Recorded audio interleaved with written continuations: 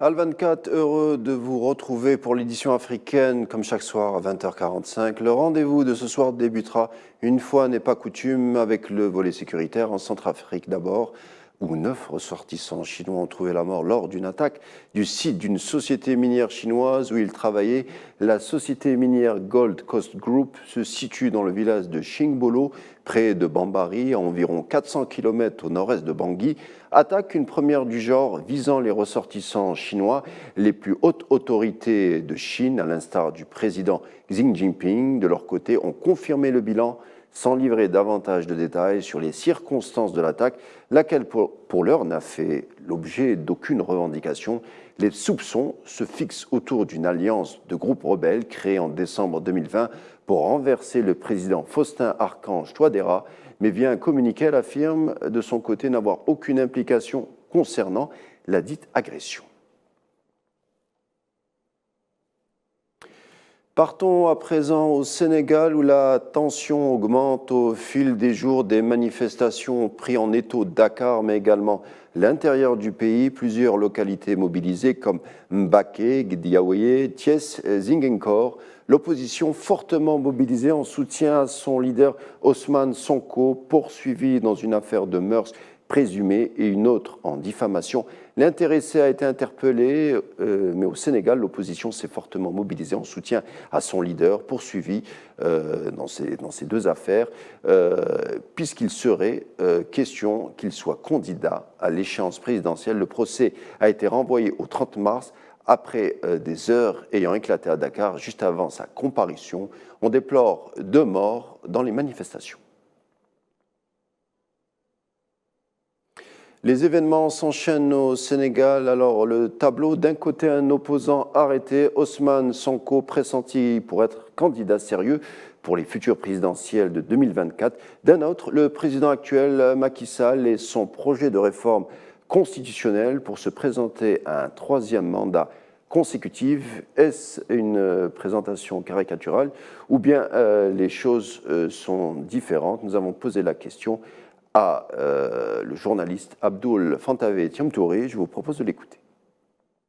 Cette montée de la violence de part et d'autre est assez regrettable. Violence de part et d'autre parce qu'il y a non seulement la police qui est de plus en plus brutale vis-à-vis des manifestants, mais il y a aussi ces manifestants-là, ces militants, ces fans de Ousmane Sonko qui sont de plus en plus brutaux également, qui usent beaucoup plus de violence lors de leurs manifestations, qui ne laissent pas la tâche facile non plus aux forces de l'ordre du Sénégal. Alors, dans cette situation, il faut bien que les deux parties arrivent à calmer le jeu et le responsable en dernier recours, ça sera le président de la République, le président Macky Sall, qui devrait, à mon avis, trancher sur cette question de 3e mandat, cette question de sa présentation ou non à l'élection de 2024, parce que c'est ce qui cristallise véritablement les tensions aujourd'hui qui, malheureusement, nous conduit dans ces situations-là regrettables que le Sénégal vit aujourd'hui.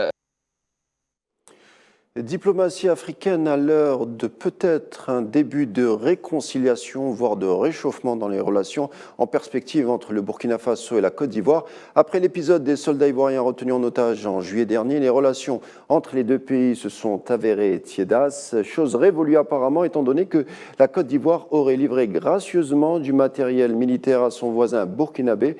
En tout, 1000 Kalachnikov, 100 000 munitions, une cinquantaine de pick-up, une valeur totale estimée à 3 millions d'euros. Une opération en toute discrétion en janvier et février, et Ouagadougou aurait même adressé une lettre de remerciement à son voisin. On le disait, la Côte d'Ivoire aurait donc livré du matériel militaire au Burkina Faso en soutien à la lutte contre le terrorisme. Est-ce une monnaie d'échange pour libérer les soldats ivoiriens interpellés par les autorités de transition d'Ibrahim Traoré et ensuite libérés dans des conditions obscures? Surtout que là où le bas blesse est que la proximité du président ivoirien Alassane Ouattara avec le président français Emmanuel Macron, vilipendé au Burkina Faso, qui a dénoncé récemment les accords de partenariat militaire avec la France et demandé le rappel de l'ambassadeur de France. Vous l'avez compris qu'on a affaire à un vrai imbroglio, casse-tête africain s'il en est. On a voulu avoir l'avis du journaliste indépendant Massiri Diop, on l'écoute. Malheureusement, l'une des zones les plus affectées aujourd'hui, c'est celle qu'on appelle la zone des 3 frontières. Souvent, on donne aussi l'appellation Liptako-Gourmad, qui regroupe le Mali, le Burkina et le Niger. Et c'est là où opèrent le plus des groupes terroristes redoutables comme l'État islamique, qui ont des moyens d'harcèlement des populations assez importants. Donc, pour pouvoir mettre un terme à ces attaques, il faut tout simplement investir ces zones, ne pas laisser de vide, ne pas laisser de zones grises, ne pas laisser d'espace que ces terroristes peuvent exploiter pour un peu maintenir leurs assises. Donc c'est un peu ça qu'il faut pour endiguer le phénomène. Au Kenya, des marches contre l'inflation dégénèrent, notamment devant les bureaux gouvernementaux à Nairobi. Des batailles rangées ont éclaté entre des manifestants jetant des pierres et les forces de l'ordre utilisant le gaz lacrymogène et canons à eau dans certains quartiers de la capitale, mais également à Kisumu, dans l'ouest du Kenya. Les organisateurs de la manifestation avaient prévu de marcher vers State House, le palais présidentiel dans le centre de Nairobi, où une vingtaine de personnes ont été arrêtées. Parmi elles figurent 2 parlementaires, Stewart Madzayo, chef de la minorité au Sénat, et le député Opiyo Wandayi, tous 2 membres du parti de l'opposant Raila Odinga. Les Kenyans, en effet, souffrent de la flambée des prix des produits de première nécessité, de la chute brutale du shilling par rapport au dollar américain et d'une sécheresse record qui ont plongé des millions de personnes dans la précarité extrême. Au Soudan, bref, un nouveau gouvernement de transition dirigé par des civils devrait voir le jour d'ici le 11 avril prochain, selon le porte-parole du processus politique Khalid Omer. C'est au cours d'un point de presse tenu à Khartoum qu'il a fait l'annonce. Le comité doit soumettre le projet d'accord final au plus tard le 27 mars. Le 20 mars 1956, la Tunisie regagne sa souveraineté. La proclamation de l'indépendance scellée par le bey de Tunis, Mohamed Tamen El-Amin, paraphant les documents proclamant l'indépendance de la Tunisie. Cette proclamation a marqué la fin du protectorat français de 75 ans sur le pays, justement pour marquer le coup. Des centaines de supporters et autres soutiens du président Kais Saïd se sont donné rendez-vous dans la capitale. En plus d'afficher leur encouragement envers l'exécutif, ils ont profité de l'occasion pour dénoncer l'ingérence étrangère.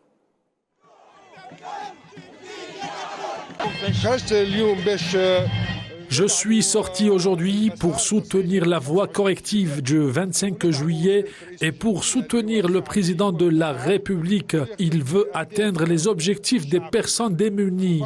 Par conséquent, nous voulons dénoncer les criminels qui ont abusé des gens en retenant de la nourriture sur les marchés de manière aléatoire et voulant affamer les gens et alimenter les conditions sociales afin d'atteindre des objectifs ignobles.